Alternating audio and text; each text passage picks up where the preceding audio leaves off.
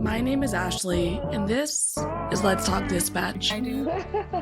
You're gonna do it. Do it really well. And I believe the world needs more dispatchers. Around in the mud, blood, and beer. Years that I'm not working 4th of July. 4th of July. Saying community policing, right? What about community dispatching? So on this show, with the help of my guests, we will educate, empower, and support the heroes behind the headset. Right. Hello, everybody. Welcome back to another episode here at Let's Talk Dispatch. I'm so happy to have you guys all here with me. It's so funny recording these intros because I obviously record early, then post them out later. But as we're building this podcast, this following, we're averaging about 400 downloads a week right now, which I think is amazing. That's 400 sets of ears that are hearing about this line of work, the wonderful work that all my guests are doing as far as dispatching, technology, so on and so forth. So again, thank you all so much for the support for the Let's Talk Dispatch podcast, and really getting the information out there to the folks who are really interested in learning about what we do as 911 dispatchers. My guest today's personal mantra is always happy to help. Eda has spent 20 years as a 911 dispatcher and is coming up on her 7th year at Motorola Solutions. And she's going to talk to me about her professional life and or her experience as a 911 dispatcher and how that has moved into her new role with Motorola Solutions. Hello. How are you? I am well, thank you. How are you? I am good. How's your day going? Pretty well. It's really cold out here in Idaho. Oh, okay. So you are currently in Idaho. Yeah, I live in Idaho, right outside of Boise, Idaho. Oh, okay. So I went to school in Iowa. So I definitely understand the cold weather that you guys get on that side. And it's wild. I don't think I can do snow permanently. I tell people often that when I started traveling, the weather in Wisconsin took me off guard because I thought I knew cold, but my coldest trip out there was minus 42 plus wind chill, and it was absolutely stunningly cold. Oh my God. So I went to Iowa because I played basketball, and I remember specifically telling my coach at 7 a.m. during the winter that they left this out of the recruiting packet. It was negative 32 degrees, and they're, this is the coldest winter we've had in years. I'm like, is it? I bet you if I look up the weather last year, it was probably this cold. I would need like 10 extra. I would have to get to practice 10 minutes early because I'd have like 2 layers of like long johns, socks, and he would always like be mad at me, like, why is it taking so long? I'm like, I have California skin. Not only do I have Bay Area skin, the weather doesn't change here. It stays pretty consistent. We are not used to the cold. In fact, I remember my teammate, like one of the first snows and the cars was ice. We were like hanging out the window, driving down the street because we hadn't figured out the ice scraper yet. Like we didn't have or not use our card. We were just 21, going down the hill. And here you are all these years later, 911 operators getting the call from the people saying, hey, there's these people that haven't scraped their window. Yeah. Now I live in California and I still have an ice scraper in my car as if it's gonna ever get that cold here. But now it's just a permanent fixture in my car because of that experience. I get that. I carried one in my suitcase. See? Yeah. Very smart. Well, tell us a little bit about yourself. How'd you get into public safety and what's your story? So I come from a very small town in Idaho, and my way to get out of town was to join the military. So I went straight from nowhere, Idaho, kind of near the Oregon border, to boot camp, went through my military career, And I was a radio operator on a missile site over in Germany off of the old Czechoslovakian border. And it was a very interesting career. Came back and became a legal secretary, which I thought was probably the most boring job in the entire world. And I saw, I was one of those people, I saw an ad for a 911 dispatcher, and I thought, well, I can take my legal background, I can take my radio operator background, I can put them together. In 1992, I applied and got hired onto our local sheriff's department. We did police, fire, and EMS there. Everything was on cards. It was all paper and pen. We wrote everything down. We had maps. I was just at an agency not a couple weeks ago, and they are also just coming off of paper and pen. And I was explaining to them how our maps would lean over our console, and when you had a pursuit, that's how you followed the pursuit. Oh my gosh. You would be standing up looking at it. And at that time, we had to do actual map tests too. You had to be able to look at a section of the county and fill in the roads that were on that section of the county.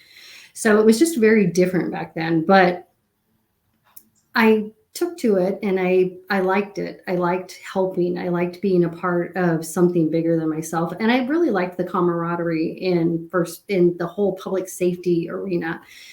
So I stayed there for a couple of years, and then I went to a local police department, and I finished out, 2 years at the sheriff's department, 20 years on the desk at the police department, and then 2 extra years as the manager of a records division. So you have been putting in work all over the place, all the different types of dispatching. And I mean, I can imagine that going from, your military experience to that legal aid position or legal position, like that has to be like a real big change in adrenaline. And so I could only imagine why you were like, I got to get out of here. I got to find something that's a little more heart racing. Right. And yeah, I feel like most people, or a good amount of people do, they just kind of stumble into what we do here.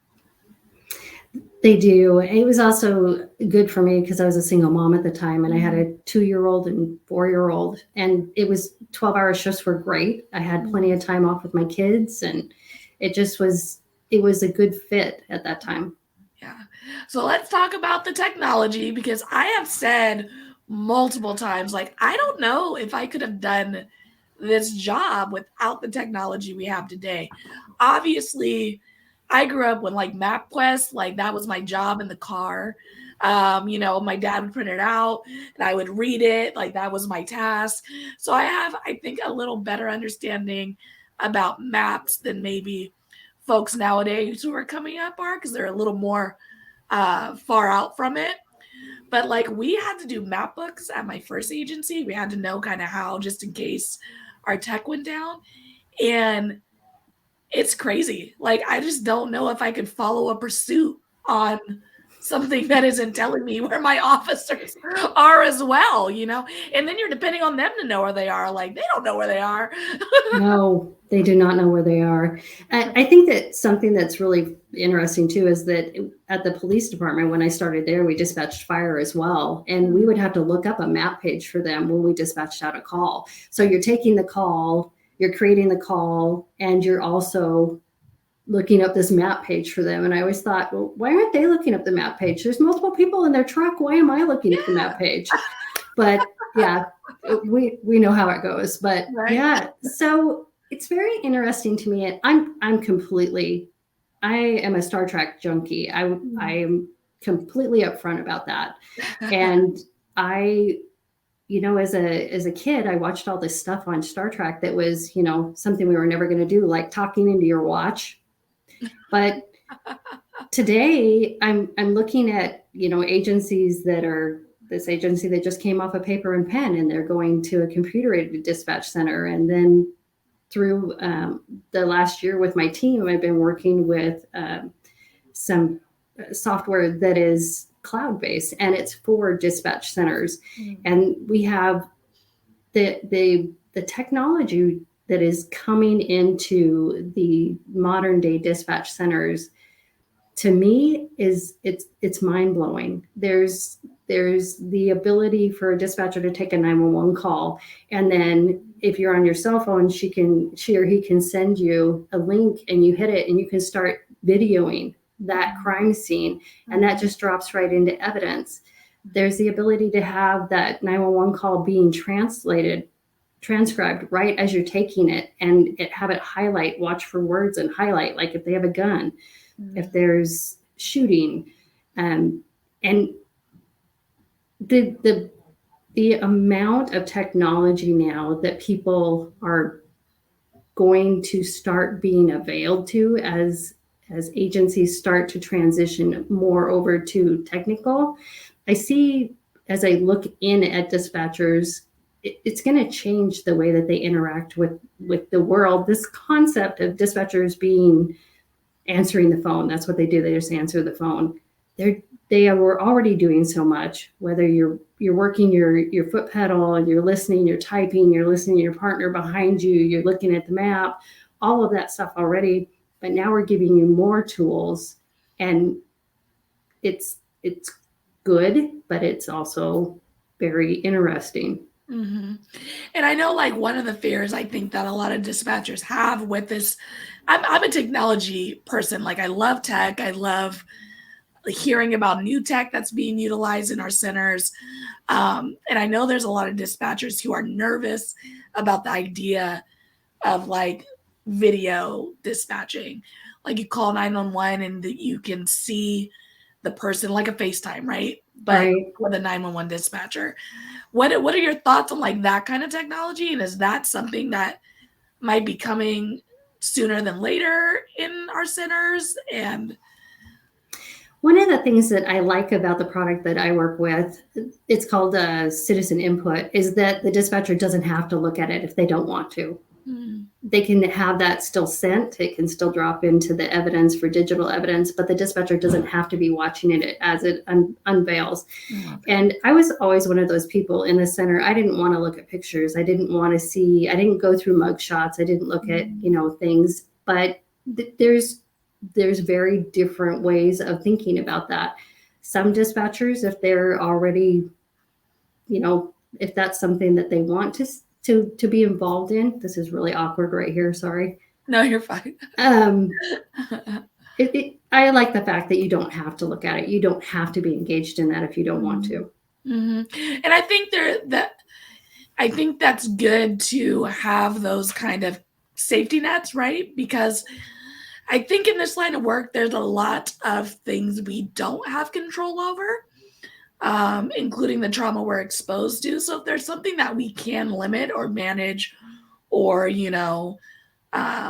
run through a funnel so we have a little more control over the amount of trauma we're experiencing, for ourselves in that instance, I think that's only going to help in the longevity of that dispatcher's career, as well as provide that evidence and that documentation needed for the call still, right?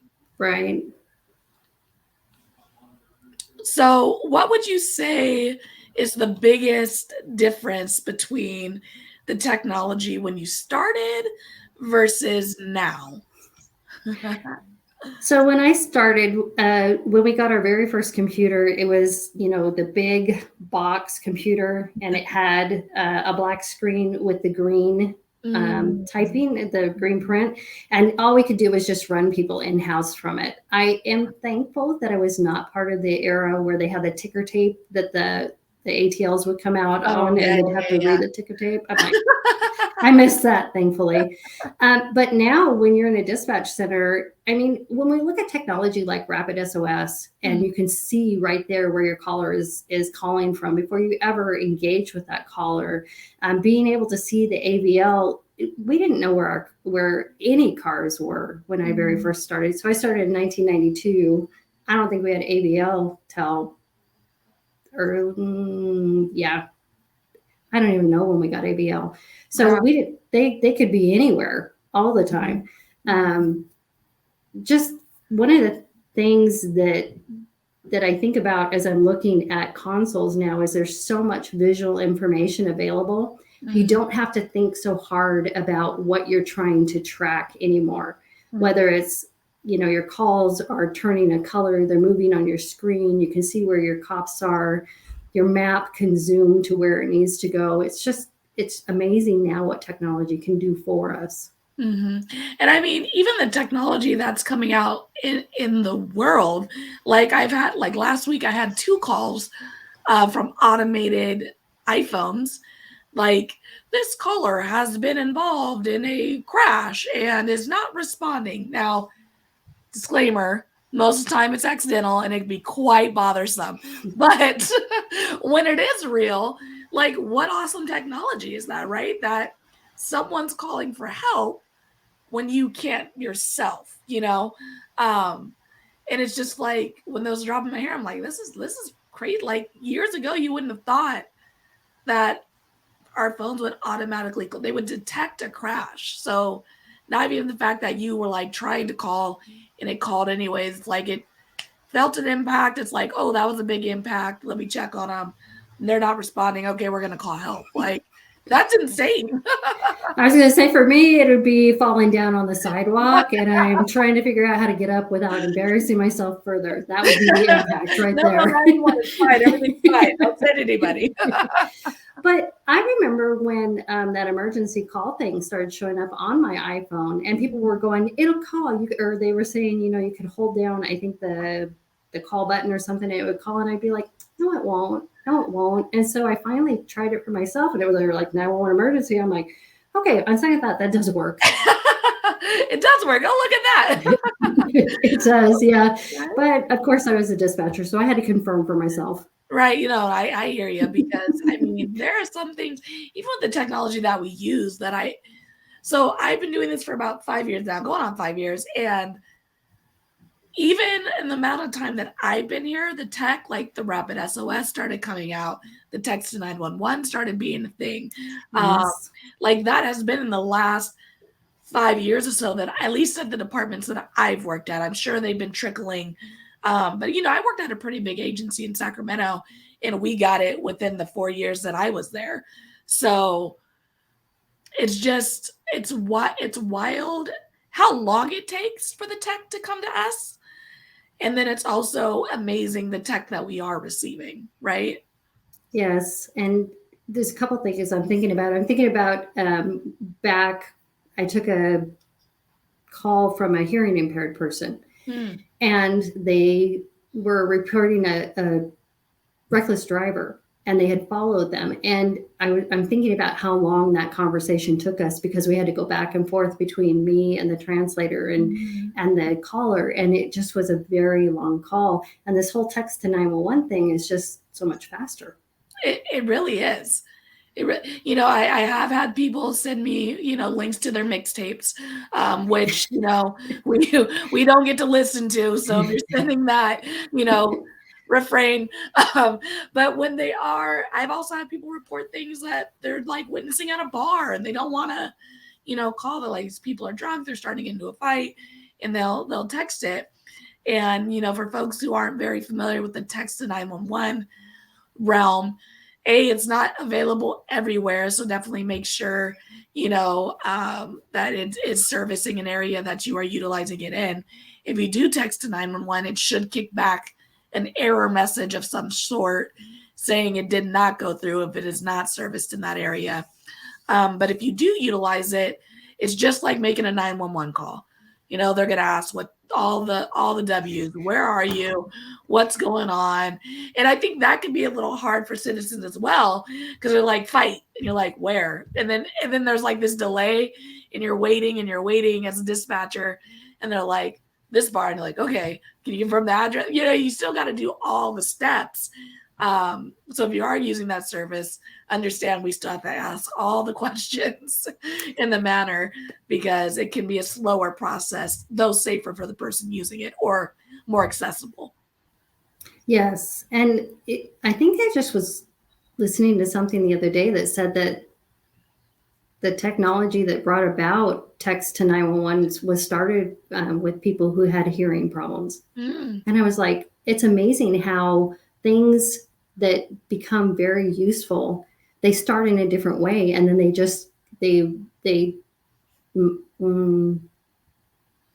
They just come into mainstream technology, and we don't even think about where they originated from. Yeah. And, for just the accessibility of it, I think when you have the ability to make a typical 911 call, you don't consider not being able to, right? So the fact that we are getting this technology, this accessible technology, is really great, and we should have had it a long time ago, right? This isn't a new problem for folks. This is definitely something that we should have had a long time ago. But luckily it is coming to light now, and folks who can't make the traditional 911 call do have that option for the text to 911 options.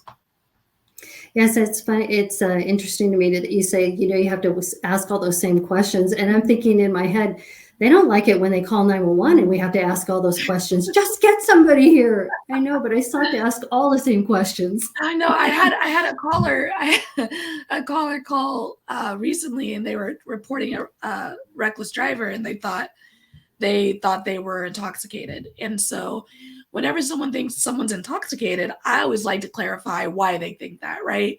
Did you see them with the White Claw out the window, swinging their Nissan Altima? Or is there something else that's going on that's making you, assume that they might be intoxicated? And they were not happy with the fact that I was asking those clarifying questions because, it does make a difference if you see someone drinking alcohol versus you see them kind of swerving in the lanes. They could be elderly. They could be having a medical. The possibilities are endless as to why, that is occurring. So when your dispatcher is asking you these questions, there is a reason, I promise. It's not that we don't believe you.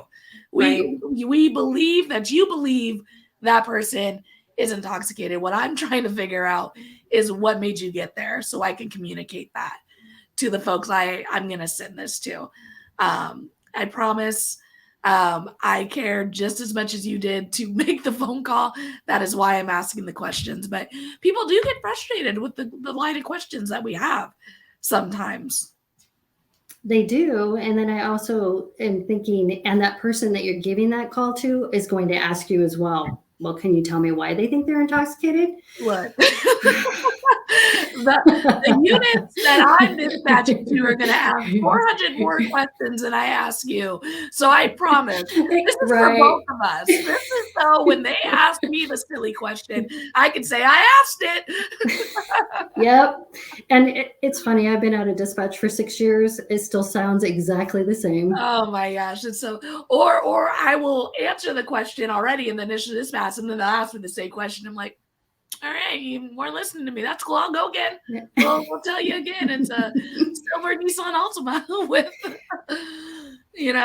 And when we talk about technology and how it's changed things, having a computer in the car that has a map in it, that saved, where am I going? Where am I going? Where am I going? That saved that because it could look down and see. I wouldn't even think about that. I wouldn't even think. I know they ask sometimes like to clarify the apartment number or the suite number when they're already out of the car. But the idea of them not having a visual representation of where they're heading is like, it's not the world of dispatch that I've grown up in, so yeah. I couldn't even imagine. I've actually done a ride along with an officer who had like a little GPS thing they would bring in with them into their car. So when they would go pursuits, their map would be a little clearer, and so they could call it out a little better. And I was just like, it's just so the technology that, we need that in the car, so you don't have to bring an extra tool with you. But just the fact that we have this at our fingertips, like now, it's officer safety, ease. It just all plays into it. It does, and it's very interesting how fast everything is changing. It's just racing. Technology seems to be racing right now. Mm-hmm. And so when we talk about the cloud, right, I feel like people are a little sketchy about the cloud as far as when we're talking about, because I just feel like our systems are so impacted, right? They have all these files, and they want our CAD to work with our records and our phones, and so the idea of our tech going all into the cloud, which what's the cloud? No one understands the cloud. What's the cloud? We don't know what the cloud is.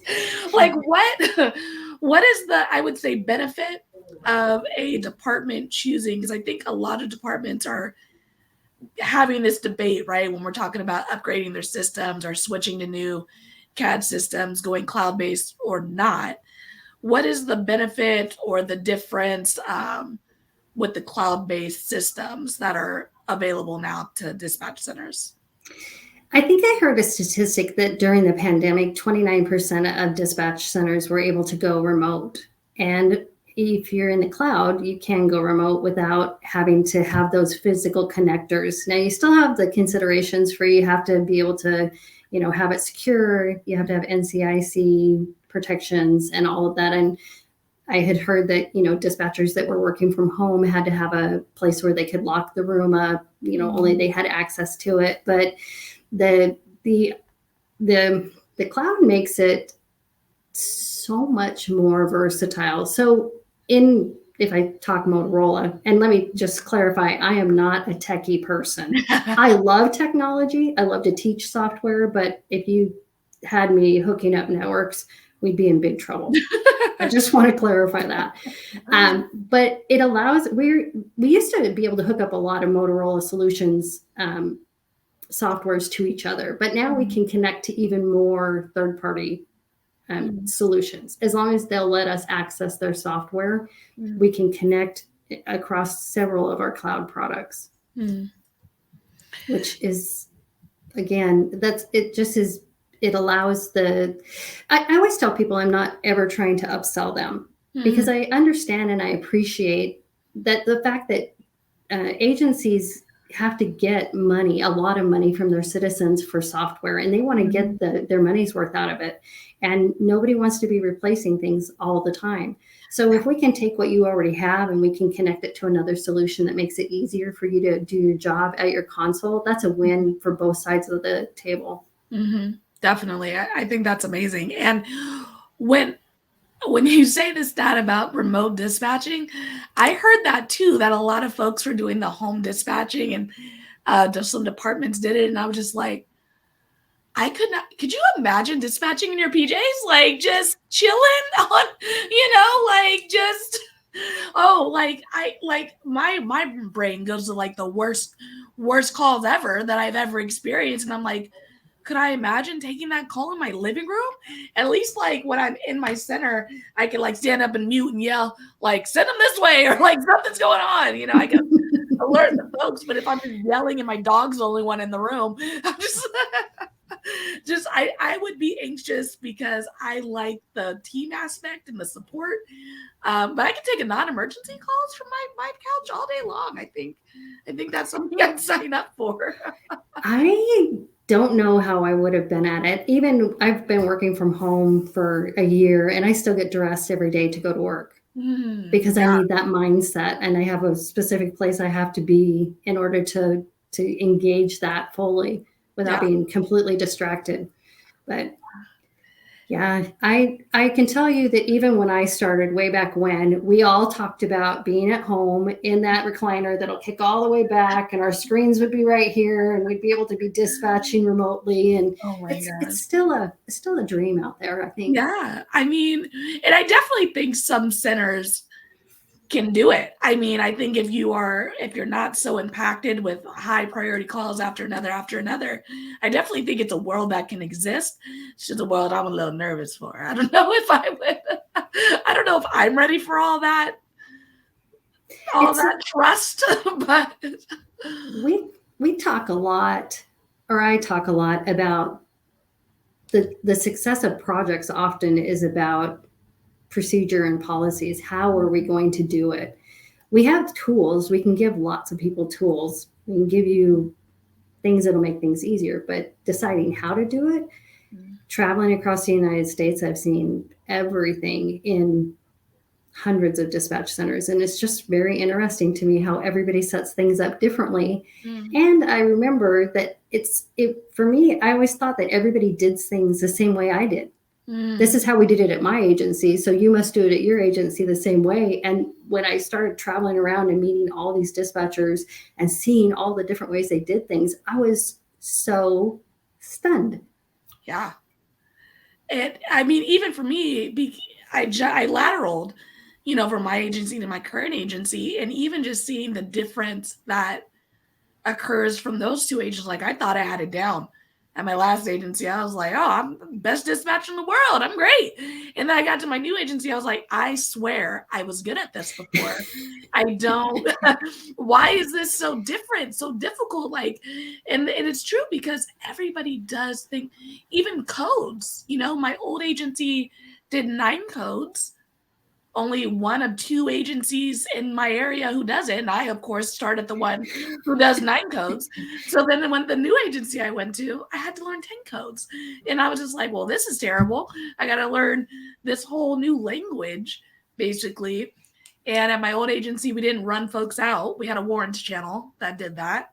So at my new agency, I'm running people out. I'm learning to read these NCIC hits that are in a whole nother language. Like, I don't know who works at NCIC and when we're talking about technology, but I'm gonna need us to upgrade that system, because sometimes I'm like, is that it?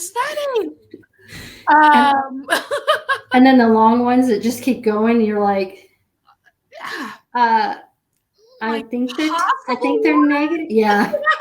Yep. Possibly out of Arkansas. I don't like, and having to even like send these like admin messages, and they're all like, we're not free form yet. It's all like line by line by line. And I'm like, this has to just be some coding. Like, again, I like tech, not great. I had a MySpace at one point, so I'm sure I have a little coding experience, but there's got to just be a switch of a code where we can just turn that line to a box, where we can just freeform it. But I mean, but again, it just goes back to our technology is so slow coming in the masses, right? Through emergency services, because you're still helping folks come off paper. And I think like that's wild to me in my head. Again, I don't think I can do this job on paper. I have successfully avoided manual mode twice. I've had to do it for like 2 seconds. So I've avoided it. I do not want to experience it. It is something I can live without. And the fact that folks are still working that way, or who can't map their officers. I mean, it's scary almost, I would say. Like, we have all this tech. Why don't we have it in every single one? I remember I was in a training or a meeting. It must have been a training right before I left law enforcement. And I remember hearing a dispatcher in this training talking about her officers not having contact with her for like 2 hours sometimes in rural Idaho. And if they needed something, they'd have to go to somebody's house to make a phone call because they didn't have any radio connection and no cell service. And I remember thinking, I don't know how you do it. Yeah. I would just be so worried because I always felt so responsible. Yeah. The anxiety that must, I mean, I guess if that's the reality, you live in it, right? But God, not hearing from them for that long, I'd be like, code 3, go that way, look for them, find them. I don't know where they are, go find them. Yeah, and in the old days, we used to do grid searches when somebody wasn't answering their radio. We would triangulate from where they were on their last call when they cleared, and then we would start looking at how much time it had been, and then we'd start sending officers to go look and then close that grid. And that would be your responsibility to set out that grid for the officers? We started it. The shift commander would, direct. We never had full control of that, but that's how we would start it out. And every time that I had to do that, it was somebody who'd turn their radio off and they forgot to turn it back on when they got in their car. But it was very nerve-wracking. Yeah, I mean, I could only imagine. I mean, even now, I had someone key up and, status, no answer. And someone, I'll tell my partner, like, can you call them? Like, they're not on the board. They're not on a call. So I'm not too worried, but I'm going to have to start beeping out and doing all this nonsense. And they call, they're like, oh, I'm getting burritos. I must have clicked my mic. And I'm like, first of all, bring a burrito up here as a sorry first. Second, but that whole time, like the anxiety that goes up because you kick into your process, right? Whatever your agency tells you what to do. And it's typically, I would say, generally like, blah, blah, blah. Do you have traffic? Blah, blah, blah. No answer. Beep, blah, blah, blah. Okay, units to start, beepers on, we're looking for person. And then they'll call them up, traffic for da-da-da. And you're like, yes, beepers on for you. Like, good. And they're like, oh, yeah, no, I'm fine. I'm like, beepers off. Everything's fine. But like the anxiety that happens during, because you never know. Nowadays, especially, you never know what's going on out there and what they're dealing with. I agree 100%, which would lead me to more technology that one of the things that I've heard is that some dispatchers will start to be able to view body camera footage when the body camera is turned on. And I've thought to myself, I don't really even understand how that would have been impacted me as a dispatcher and how I would like that. Because I'm already involved in the call and my imagination is making up its own story. Mm-hmm. But now I'm putting that visual to it. So I stay consistently intrigued by the technologies that are coming out. I think I would appreciate the after the fact access to it. I don't know how I would feel watching it during it, because I almost feel like it's invading my officer's privacy, right? Because they act a certain way when they're out there in the field doing their job, trying to gain control, trying to create relationships, trust, all that. And I don't know, like I wouldn't want someone watching me dispatch, like over my shoulder or something like that. I don't know how, but I like to watch it after the fact. I would for sure like, what happened? Let me see that call. Like I love when I'm able to see the body worn for some of our crazy calls. I don't know, during it, I don't know. I feel weird. Like, can they hear me? Can they see? Like. Would you be yelling at the screen? Right? Like, would it be like a basketball game and I'm like rooting for folks and like we're in a light pursuit and I'm like, oh, we gotta work. We're out of shape here. We can see we need to work out more. Oh my goodness. Yeah. And in 1992 when I started, I never thought about body worn cameras. I never thought about being more than an ear, a voice in their ear. That's basically what we were at that time. Yeah. And I would say that it's probably because at my last agency, I didn't know a lot of my officers unless they happened to be working in the beat where my comm center was, because we were a clean bathroom for them to stop at. So they would come into our comm center a lot. But here at my new agency, I know a lot of these folks. I know about their kids. I know about their personal lives, So I think there's just a different level of that. Like when they do go to a hot call, not that I didn't care before, it's just now I have all this backstory with the folks that I'm sending out. So the level of care is more personal, than like, this is my job. I'm going to make sure you get like this. Like, no, this is Billy. And I'm going to make sure Billy gets home to, the wife, the kid, the dog, and the rabbit that they don't want, but they have because their kid found it outside. Like I know all of those things. And I think that can make the job more difficult, but also more rewarding, right? Like I love the fact that I have the relationship that I do with all the folks who are out there in the field. But I don't know if I'd want to see them doing that job in the moment that they're doing it because I know them. All right. What advice would you give someone considering a career in dispatch? Know that you're going to need a tough skin, and it's not just because you're going to work with some people who are going to rub you wrong. They may not be easy to get along with. They may have come from completely different backgrounds than you. They may have no life knowledge, but the callers also never call you on their best days. And I sometimes will I call them the ghost of calls past that just float up. They'll always be with me.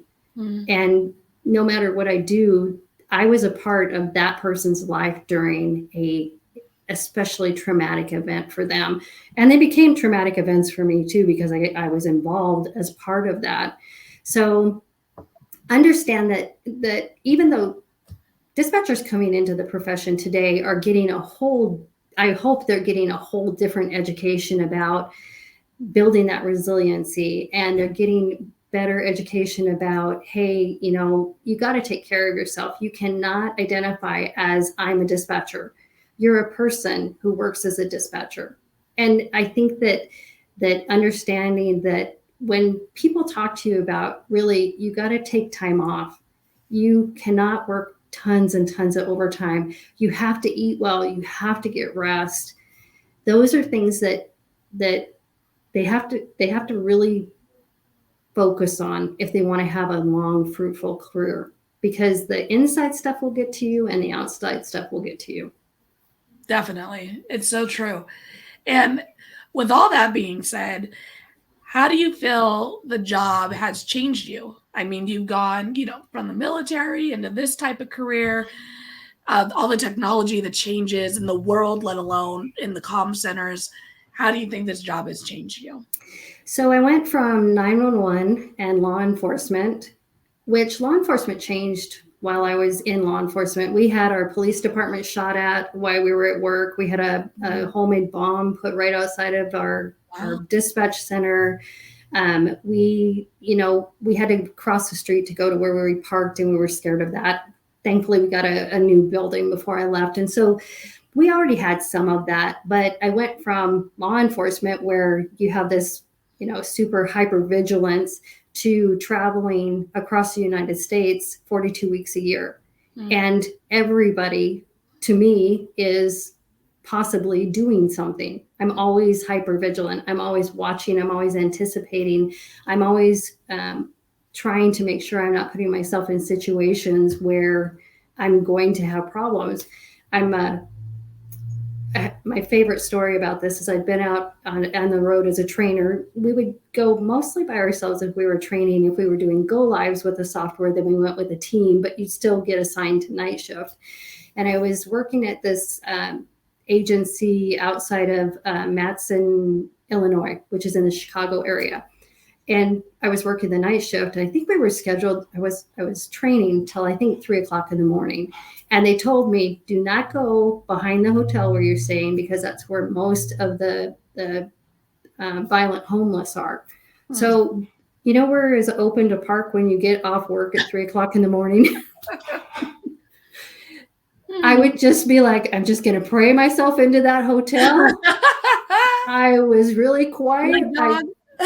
I'm really quiet when I shut the doors. I don't slam my trunk. All of those things are things that are because I was a 911 operator.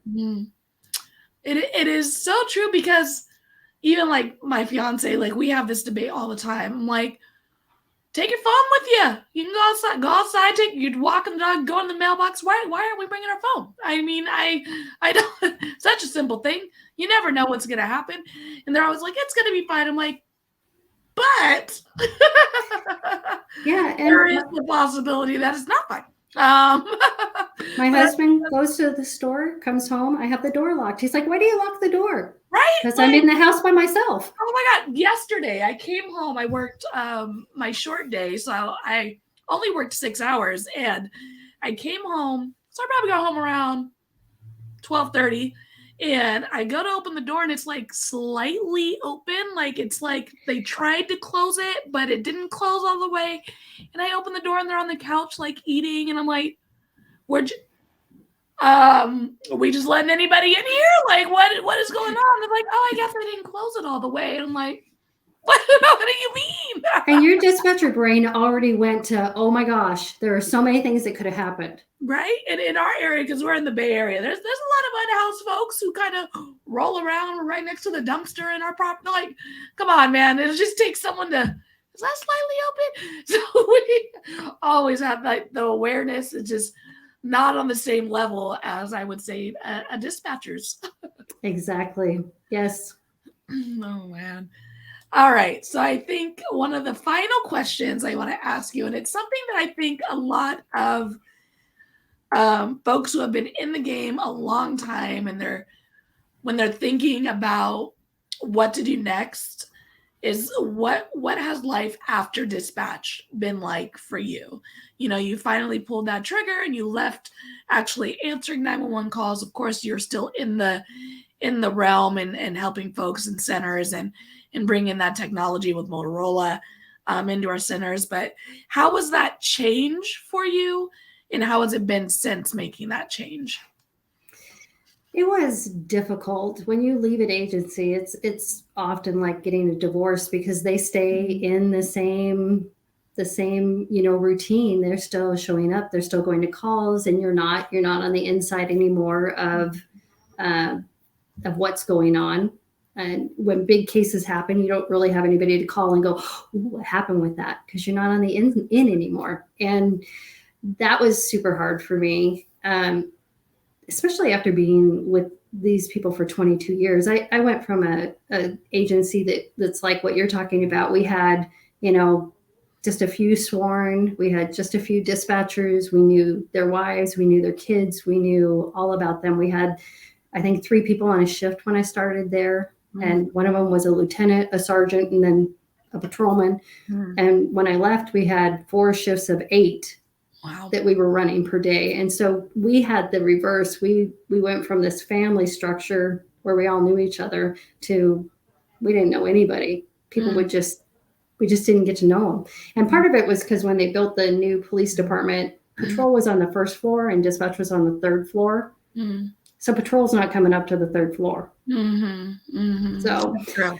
I think that I am extremely blessed that I was able to move into the same software that I worked with at my agency. And then I was able to take all of that experience that I had as a dispatcher with the software that we had used for a long time, and then be able to teach it to other people. The scary part was I had to learn the parts of the software I didn't know because they weren't dispatch related. Like, I don't know what to do with evidence. Yeah. Not my job. Yeah. And the first time I watched a jail class, I'm like, oh, you have to take clothes from them and give them clothes. I'd never thought about that because I was never a jailer. So, Yeah. But I think that there's a significant amount of dispatchers that get into dispatch and they feel trapped because they're really good at it. And we know that the high statistic is that, lots of people wash out of training, but there is life after dispatch, and you can stay engaged with the community. You can use that experience that you've gained at your agency, and you can use that to help other people on a wider scale, whether it's working with the software, whether it's working with something that's connected to dispatch. If I wasn't doing this, I probably would be doing some type of working towards a therapy type job to work with people. Because I always loved that part of talking to people as well, to try to help them solve things. But now I just get to solve things with law enforcement, and I understand their language.